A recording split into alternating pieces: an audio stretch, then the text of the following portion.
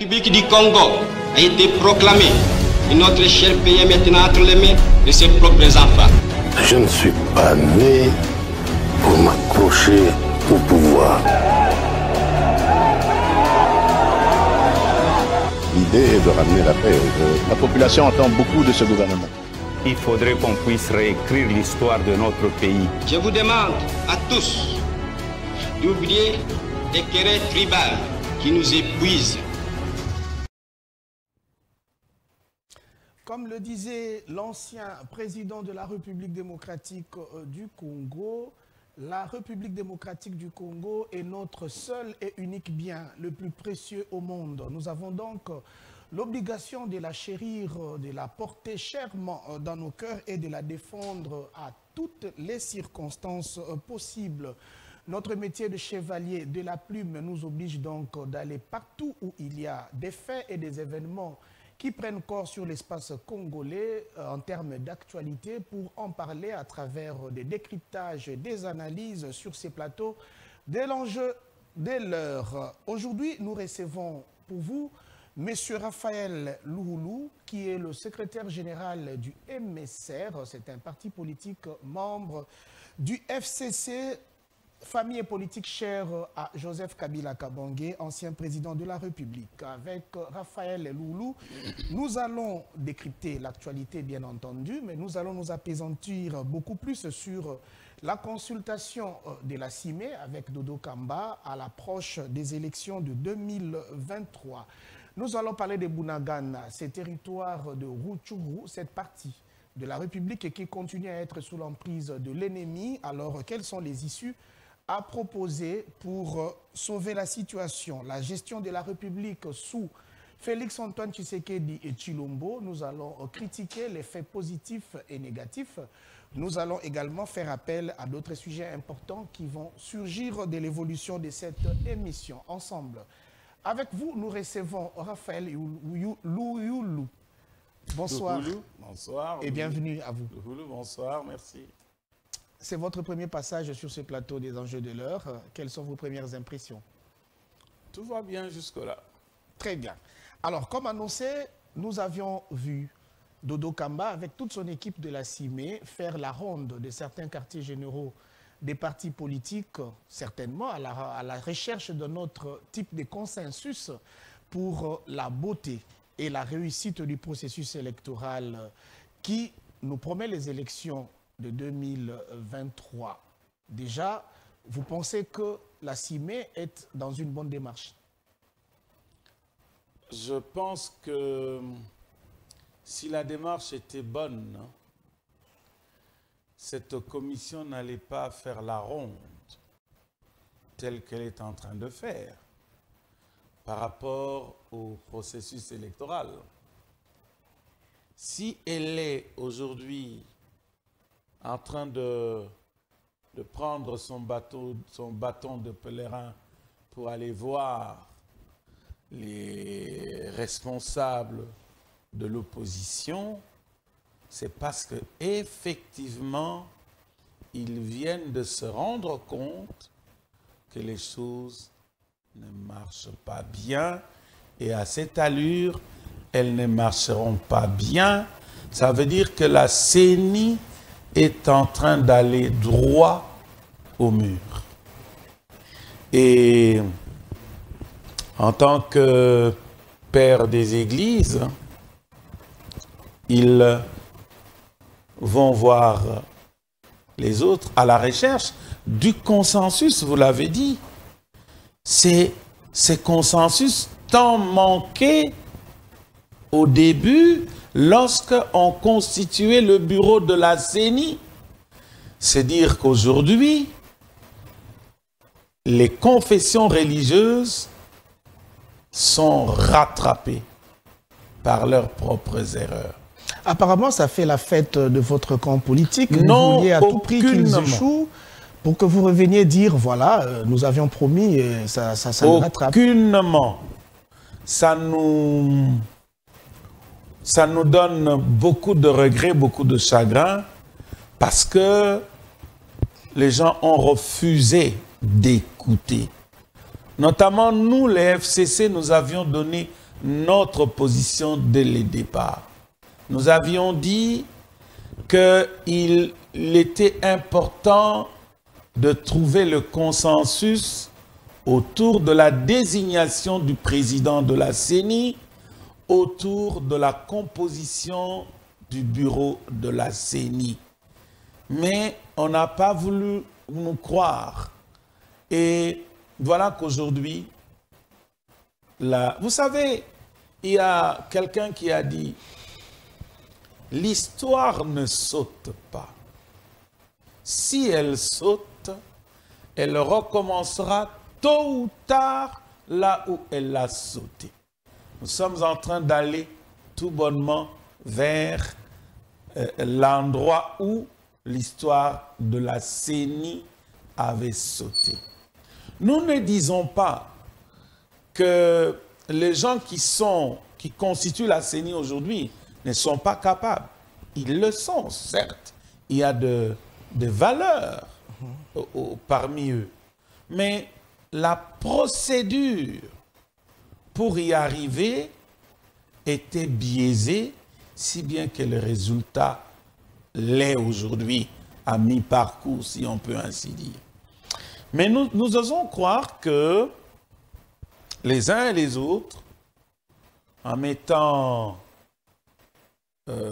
l'esprit patriotique devant, ou avant toute chose, nous y arriverons.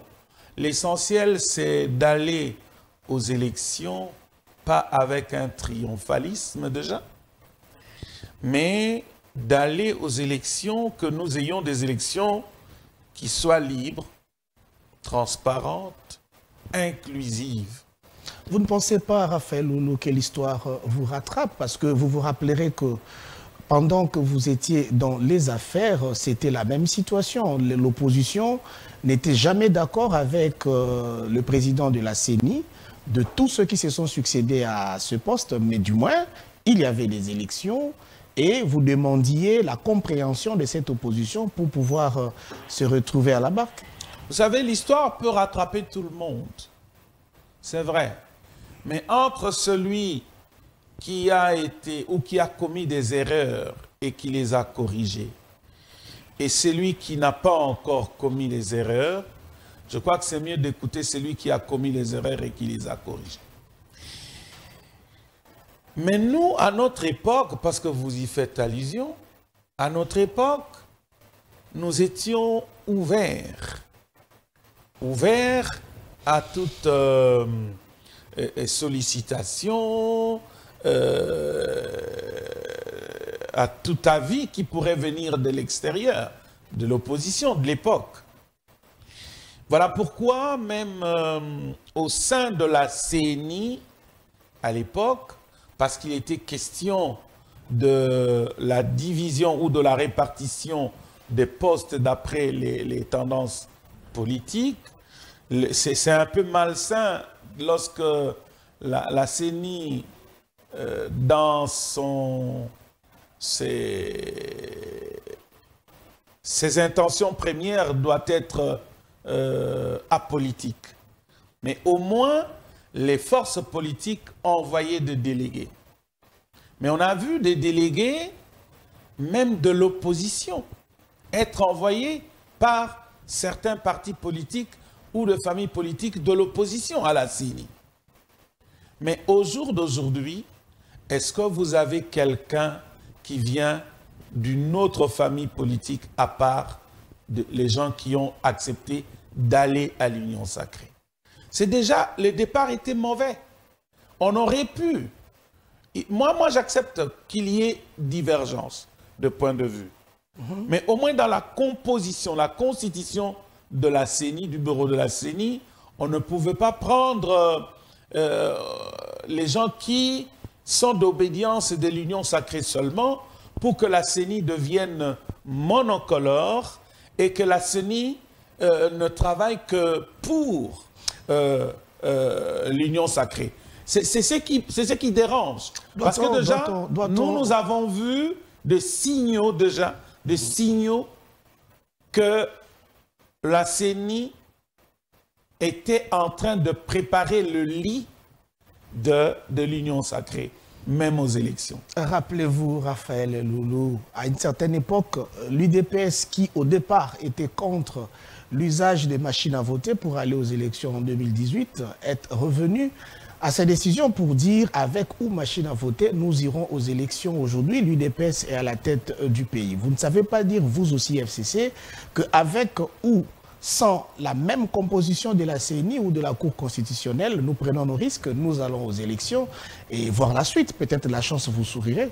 Écoutez, à notre époque, pour question de la machine à voter, plusieurs personnes avaient à l'époque prêté des intentions que dans les machines, vous savez, les commentaires de gens fusaient de partout. Dans les machines, il y avait déjà de bulletins. Le logiciel avait déjà favorisé le voilà, pouvoir de Kabila incorporé pour que l'on donne de voix à Kabila.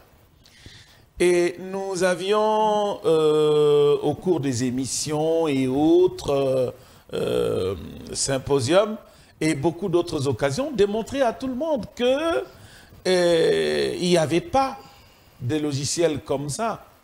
Et nous avons prouvé. Je vous donne un cas, excusez-moi de le citer. Allez-y. Martin Fayoulou, il jurait de ne pas aller aux élections. Il a dit même, si seulement avec la machine, on n'ira pas aux élections. Mais on est allé aux élections, il était le premier à aller, en tant que candidat président de la République, il est allé voter ou voter pour lui-même. Et beaucoup d'autres personnes sont allées voter. Le président actuel, Félix Tshisekedi, il a lui-même d'abord, lui-même, quand il était dans l'opposition, quel commentaire, quel avis n'a-t-il pas donné? C'est quelqu'un qui a pratiquement craché sur la machine à voter, pendant que c'est la même machine qui venait faire de lui président de la République aujourd'hui. Donc, nous disons, on peut avoir des a priori, mais il est important de prouver. Mais de la part de nos amis de l'Union sacrée, on ne voit pas cette volonté-là d'aller ensemble. Parce que déjà, ils étaient en train de dire, Félix Tshisekedi, deuxième mandat assuré. Sur base de quoi? Il y a même d'autres qui ont dit, Félix Tshisekedi sera président de la République jusqu'à 30 ans. Il va faire 30 ans. D'autres ont dit Félix Tshisekedi va rester au pouvoir jusqu'au retour de Jésus-Christ. Non, mais les mêmes choses avaient été dites même sous votre gestion. On se rappelle encore le slogan Oumela. Du temps de Joseph Kabila. Oumela est venu de là. Du temps de Joseph Kabila, moi-même, j'étais conseiller principal, chargé des questions parlementaires et des institutions d'appui à la démocratie. Je suivais de près la situation de la CENI. Et même la machine à voter dont on parle, moi je suis allé à l'étranger pour voir comment on pouvait avoir la machine à voter en République démocratique du Congo. Mais nous disions toujours, c'est pour avoir des élections libres et transparentes. Et c'est pour gagner du temps. Nous avions au moins donné les avantages que procurait la machine à voter en l'utilisant pour les élections. Mais nous n'avons jamais dit que c'était pour pérenniser Joseph Kabila au pouvoir. Non.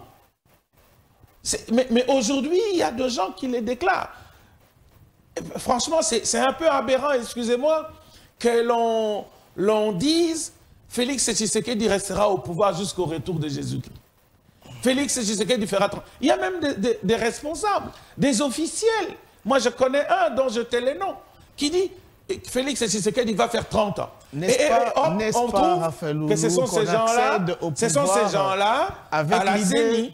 Mais nous disons, écoutez, nous ne sommes pas. N'est-ce pas qu'on accède au pouvoir avec l'idée de le maintenir à sa guise? Oui, mais vous savez, notre constitution nous dit quoi? C'est par des moyens démocratiques. Si quelqu'un peut réussir ad vitam aeternam à rester au pouvoir par des voies démocratiques, on applaudira. Le référendum est aussi une voie démocratique. À nous annoncer, nous qui sommes de l'opposition, nous annoncer qu'ils seront au pouvoir 30 ans durant, jusqu'au retour de Jésus-Christ, et alors nous allons laisser ces institutions. Il n'y a pas que la CENI, hein. Il y a la Cour constitutionnelle. Vous savez ça. Il y a la Cour constitutionnelle. Il y a comment dirais-je, l'examen, l'adoption et même la promulgation de la loi électorale. S'il vous plaît, Raphaël Loulou, vous voulez les élections en 2023, n'est-ce pas? Nous sommes prêts pour aller aux élections en 2023. Très bien. Puisque vous êtes prêts pour aller aux élections en 2023, pourquoi vous continuez à être ce que la population appelle capricieux? N'est-ce pas que vous voulez d'une chose et son contraire? Non, il n'y a pas de caprice. Nous sommes en train de dire la vérité. Si c'était des caprices, pourquoi la CIME est en train de tourner aujourd'hui? Pourquoi? Au début, ce sont ses membres. Le pasteur de l'apôtre Dodo Kamba, c'est l'archibishop, hein? Oui. Dodo Kamba et tous les autres là.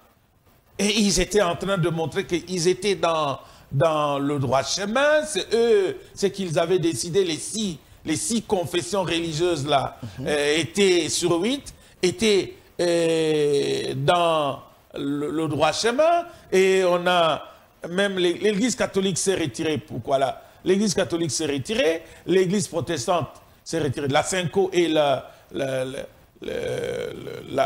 l'organisation de protestants s'étaient retirées. Pourquoi? Et on va faire la sourde oreille pour continuer pendant que les deux confessions religieuses importantes ne sont pas partie prenante. Et on croit qu'on peut aller. Vous ne pensez pas que là, vous êtes en train de faire le rail de l'union sacrée pour atteindre, en fait, le glissement? Non, écoutez, le glissement peut arriver. Vous savez, il y a des impondérables qu'on ne maîtrise pas, qui peuvent arriver. Mais on doit être honnête pour dire, tiens, il y a telle raison qui nous oblige à glisser. Mais on ne doit pas fabriquer les raisons du glissement, comme c'est le cas maintenant. On est en train de fabriquer les raisons du glissement, parce que si au moins les confessions religieuses, ou le pouvoir en place qui était en train de gérer ces confessions religieuses, si le pouvoir en place avait pris la chose à sa juste valeur, les revendications à leur juste valeur, je pense que à ce moment-là, on aurait pu éviter même les tournées que les membres de CIME sont en train de faire aujourd'hui. Je crois que c'est à ce moment-là on réglerait beaucoup d'autres problèmes et on avancerait, on gagnerait du temps. Raphaël Loulou, en termes clairs, quelles sont vos revendications? Quelles sont les conditions que vous soumettez au système, surtout à la CENI, pour que vous puissiez participer à ces élections sans hésiter? La seule condition que la composition de membres du bureau de la CENI doit respecter le consensus en tant que mode de désignation, de mise en place de désignation de membres. Et de deux, on ne doit pas imposer de gens. Parce que vous savez, vous connaissez comment M. Kadima est arrivé à la tête de la CENI.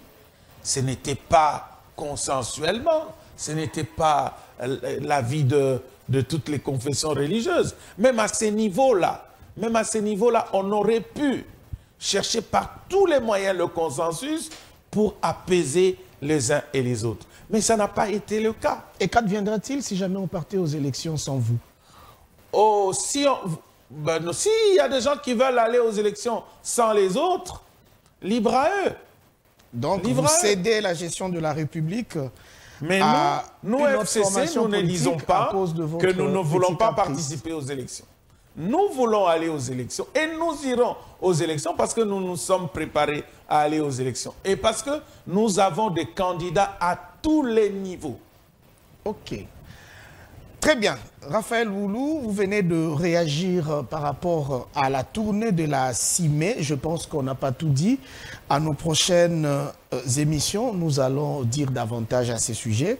Question pour nous de voir la cour des choses. Nous avons prévu de parler également de la situation sécuritaire dans l'est du pays, mais nous allons plus épingler la prise de Bunagana par les ennemis, entre autres les ADF et le M23.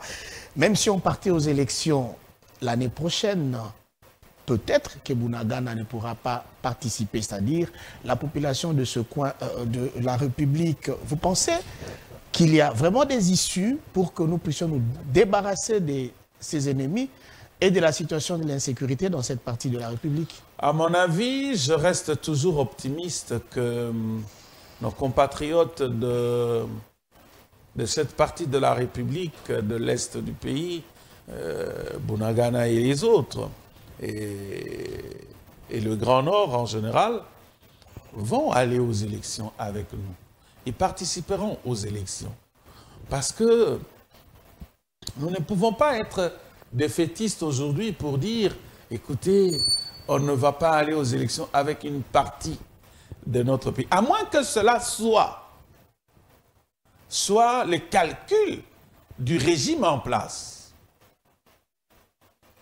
pour aller aux élections sans une partie de la République, ce qui serait vraiment anormal, soit pour retarder les élections. Parce que le régime en place peut-être aussi peut avoir comme prétexte la guerre, et afin que les élections soient retardées et qu'on aille au glissement. Ce n'est pas exclu. Cependant, pourquoi moi j'indexe le régime? À l'époque où Joseph Kabila était au pouvoir, et ça me fait rire encore, voilà pourquoi je souris un peu. Beaucoup de gens étaient en train de dire, vous savez pourquoi Joseph Kabila a amené les Rwandais, ses frères à l'Est? Ce qui n'est pas faux. Pour que ils se maintiennent au pouvoir.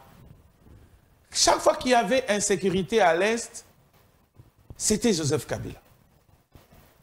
Je pose une question en regardant les téléspectateurs droit dans les yeux. Aujourd'hui, parce qu'il y a insécurité à l'Est, parce que le M23 est revenu, pendant que le M23 était déjà mis en déroute sous Joseph Kabila en 2013, est-ce que c'est le président Félix Tshisekedi qui en est l'auteur? Alors, par là, vous voulez dire que l'auteur, c'est qui? Parce que jusqu'à ce matin, une bonne partie des Congolais continue à croire que la situation de l'insécurité dans l'Est du pays émane notamment de la politique de votre régime, c'est-à-dire le régime de Joseph Kabila. Aujourd'hui, vous semblez nous dire que cela n'est pas le cas. Et l'Union sacrée, où le gouvernement actuel n'a eu de cesse à déclarer qu'il résulte des conflits trouvés qui ont été générés par votre régime. Moi, j'ai toujours dit, on ne peut, quand on est incapable de gérer la situation du pays et d'y apporter des solutions, il ne faut pas prendre le pouvoir. Parce qu'on prend le pouvoir justement pour venir apporter des solutions aux problèmes du pays. On ne peut pas prendre le pouvoir et se mettre à s'accrocher au prétexte. Croyez-vous que vous avez quitté les affaires sans piéger ceux qui devaient vous remplacer à la tête du pays? Non, non, non du tout.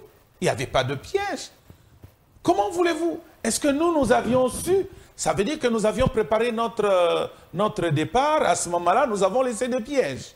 Non, parce que nous avions un candidat. Nous avions tout fait pour que notre candidat passe. Ça veut dire qu'il n'y avait pas de piège. Mais aujourd'hui, je reviens à ce que je disais tantôt. Le pouvoir en place doit arrêter de s'accrocher au prétexte pour un peu expliquer son échec. Le pouvoir en place a l'obligation le régime actuel a l'obligation de nous ramener la paix à l'est de la République démocratique du Congo. Qu'il l'arrête de prétexte. Parce que quoi?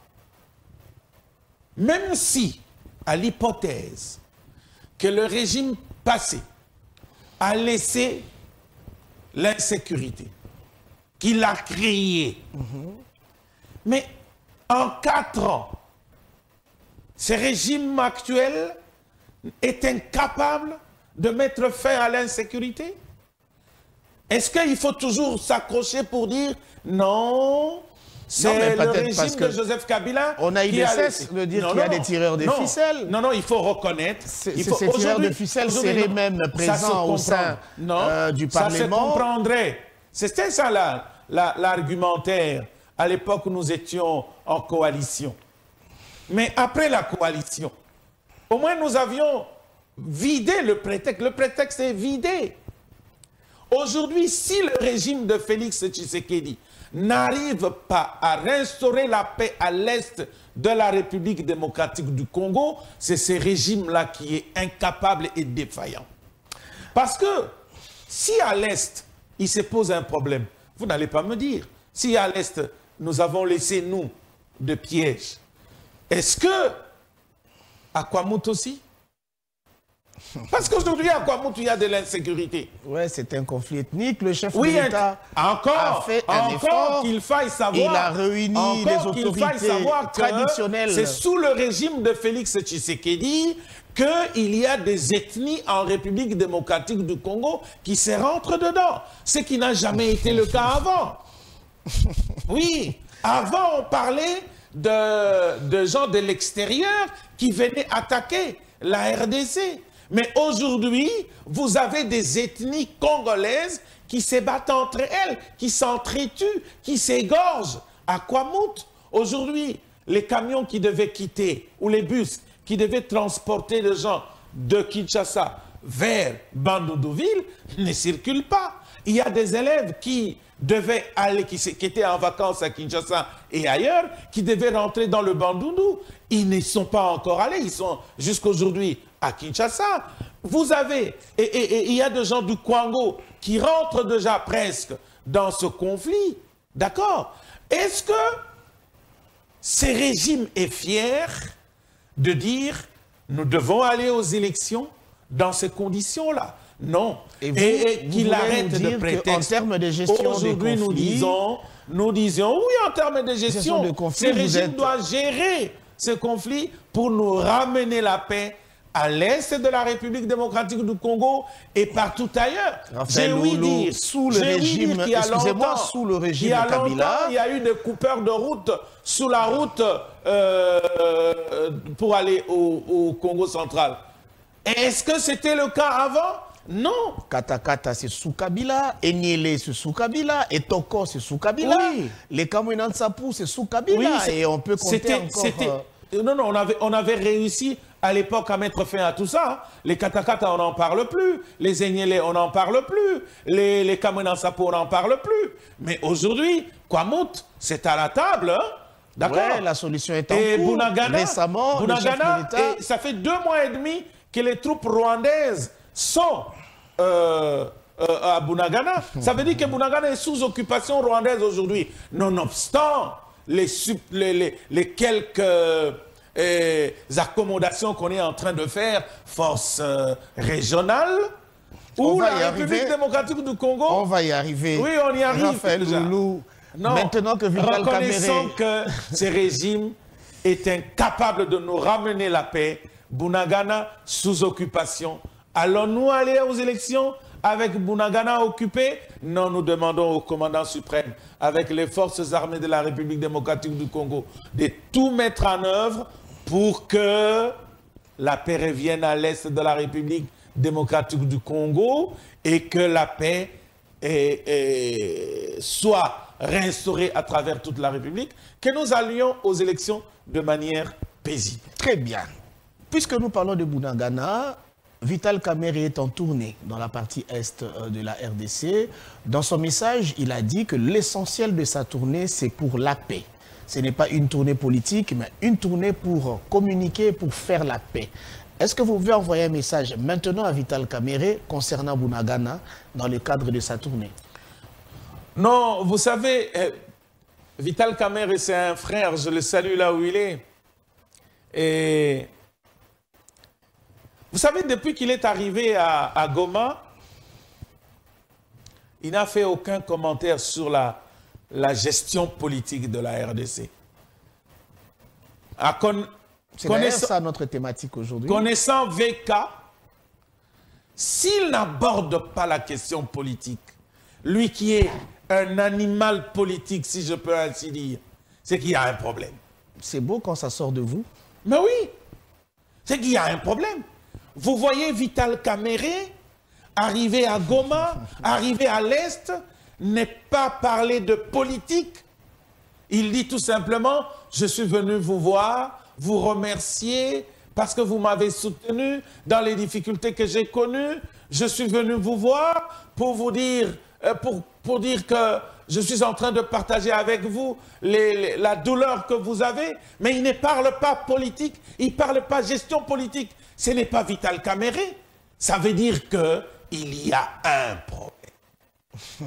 Il y a un problème. Ce problème, c'est entre Vital Kamerhe et la population de l'Est? Je ne voudrais pas, moi, dire à quel niveau se trouve le problème, mais au moins... Pourtant, il avait dit que c'est le chef de l'État qui lui a confié cette mission. Non, non, la mission peut lui être confiée par n'importe qui. Mais au moins, moi, je parle de lui en tant qu'homme politique, en tant qu'acteur politique. Et il ne parle pas de gestion du pays. À sa place, il ferait quoi? Comme si tout était bon. Écoutez, quand vous arrivez même à côté d'un océan, vous trouvez que l'eau est calme. Dites-vous bien qu'il y a un problème. Il y a un problème. C'est le cas. Et c'est tout ce que je peux lui dire comme fils originaire du Kivu. Vital Kamerhe, là où il est, c'est d'écouter la population. Parce que cette population de l'Est a des choses à lui dire. Et je sais que lui, il va faire ce que la population va lui dire. Le connaissant bien. Il va faire ce que la population va lui dire. Mais, en ce qui concerne Bunagana, nous ne devons pas nous frotter les mains. Nous devons pointer notre doigt accusateur vers le régime actuel de Félix Tshisekedi, qui n'est pas à mesure de nous donner la paix. Très bien. Pour Raphaël Loulou, secrétaire général du MSR, celui que nous recevons aujourd'hui sur ces plateaux des enjeux de l'heure, Félix Tshisekedi a échoué dans la gestion de la République démocratique du Congo. Ceci nous permet d'aborder notre point suivant, où nous allons parler réellement, effectivement, de cette gestion de la part du régime actuel qui est dirigé, patronné par Félix-Antoine Tshisekedi Tshilombo. Mais ici, nous allons citer quelques points. Et nous allons donner la parole à notre invité, qu'il nous dise vrai ou faux. Sur ces plans-là, Félix Tshisekedi a largement réussi. Raphaël Loulou, sous Kabila, on n'a pas connu la gratuité de l'enseignement de première année primaire jusqu'à la 8e. Sous Félix Tshisekedi, c'est le cas. N'est-ce pas un succès? Ce n'est pas un succès parce que la gratuité a commencé sous Joseph Kabila quand Matata était Premier ministre. D'ailleurs, à cette époque, je me souviens, il était question d'aller graduellement avec la gratuité. Mais aujourd'hui, on a voulu le populisme, on dit,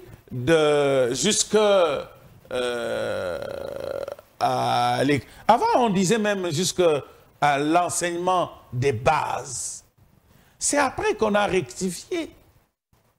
C'est après qu'on a rectifié et je me souviens, je connais bien, quand le président Félix était à Bukavu, c'est là qu'il a rectifié.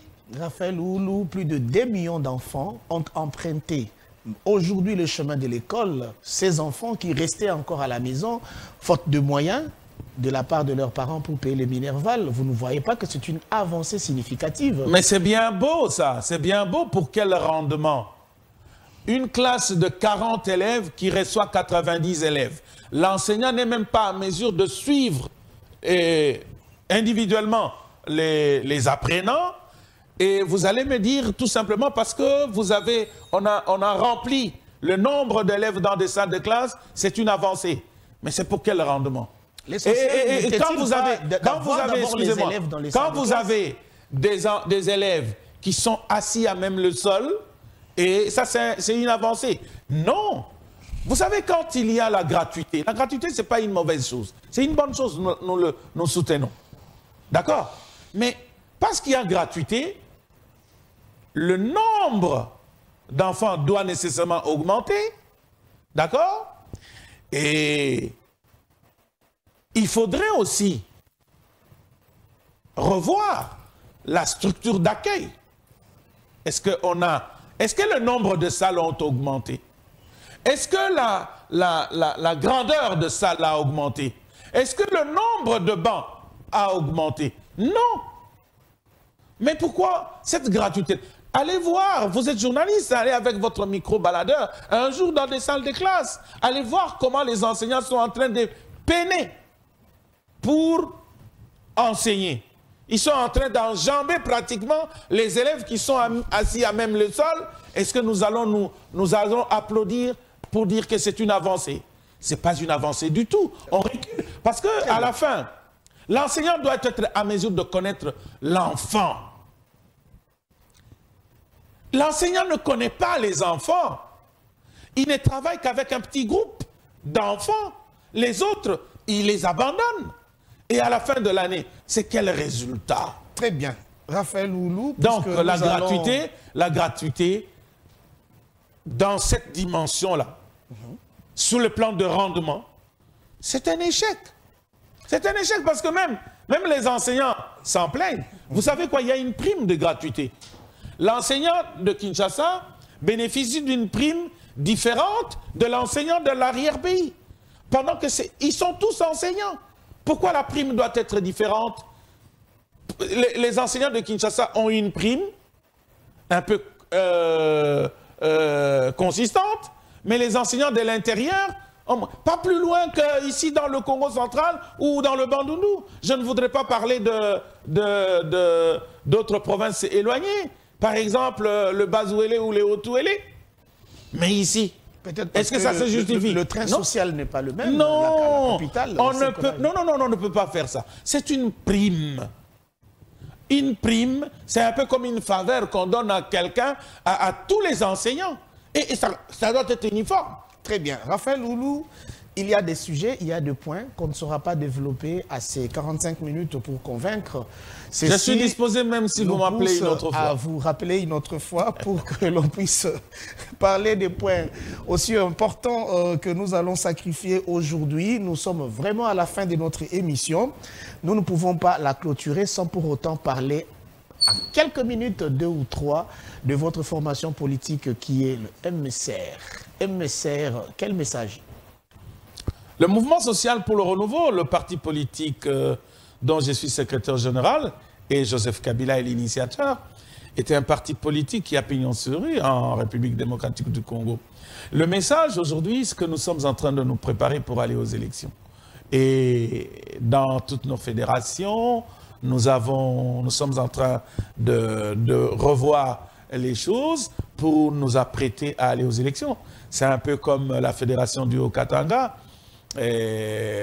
Notre camarade fédéral Grace Banza venait de changer l'équipe, sa composition fédérale pour affûter les armes et aller aux élections. Il en est de même à Kinshasa avec le camarade Ismaël Moussoungaï et dans d'autres provinces, dans le Maniema, dans le Kivu, dans le Sud Kivu, à Ouvira.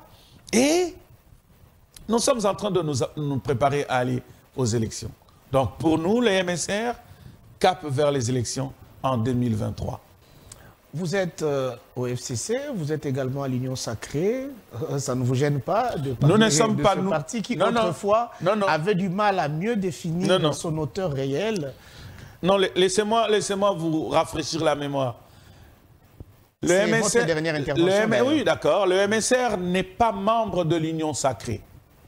Il y a des camarades qui ont quitté l'Union Sacrée, les FCC, pour aller chercher d'autres avantages à l'Union sacrée, comme ce fut le cas en 2015. Des camarades encore ont quitté les MSR pour aller au G7, où ils sont allés former un autre parti politique, MS. Vous le savez, dont est issu le ministre de l'enseignement supérieur et universitaire, Mwindo Nzangi, qui aujourd'hui encore vient de créer son propre parti politique. Il vient de quitter même ça. Donc c'est dire que nous avons une race de gens qui quittent du jour au lendemain d'un parti à un autre pour aller chercher les conditions meilleures ailleurs. C'est comme ça que les camarades ont quitté pour aller à l'Union sacrée. Laissez-moi vous dire, la loi interdit, ne permet pas. La loi portant organisation et fonctionnement de partis politiques de 2004. Un parti politique, deux partis politiques ne peuvent pas avoir le même logo, la même dénomination. Comment voulez-vous? C'est cet argument qui a fait que ceux qui étaient avec le vieux Pierre Lumbi, paix à son âme, aient accepté d'aller au G7 en créant un autre parti politique. Mutatis mutandis, les mêmes causes produisant les mêmes effets. Aujourd'hui, ceux qui nous ont quittés pour aller à l'Union sacrée sont appelés à créer un autre parti politique parce que le MSR est un parti politique. Le prochain, c'est peut-être Raphaël Loulou. Comment? Le prochain serait Raphaël Loulou. Le prochain pour quitter la barque. Pour quitter, aller où? Pour aller à l'Union sacrée. Non, je ne vois pas pour quelle raison je quitterais. Et ils sont partis pour quelle raison? Ils sont partis pour les raisons d'aller chercher les bonnes conditions, notamment les postes et de l'argent et les conditions meilleures. Vous êtes nous sommes restés. La constante, c'est notre éducation. Très bien. Merci beaucoup. Nous recevions Raphaël Loulou. Pour rappel, il est secrétaire général du MSR, parti du FCC, formation politique dont le sénateur à vie Joseph Kabila Kabange est l'autorité morale. Avec lui, nous avions développé certains sujets très intéressants, mais il va revenir pour que nous développions ce qui reste. En clôturant cette émission, je dois dire merci à vous, Raphaël Loulou, d'être passé. Merci. Oui, déjà, je lance aussi l'invitation pour la prochaine émission. J'ai dit également grâce à Dieu, je serai à toute l'équipe technique qui a bien préparé cette émission et qui l'a amenée à son succès. Merci à Gaëtan Vandal, merci à Yann Mambo et merci finalement à Junior Nembalemba, le patron de Tosungana à télévision. À la prochaine.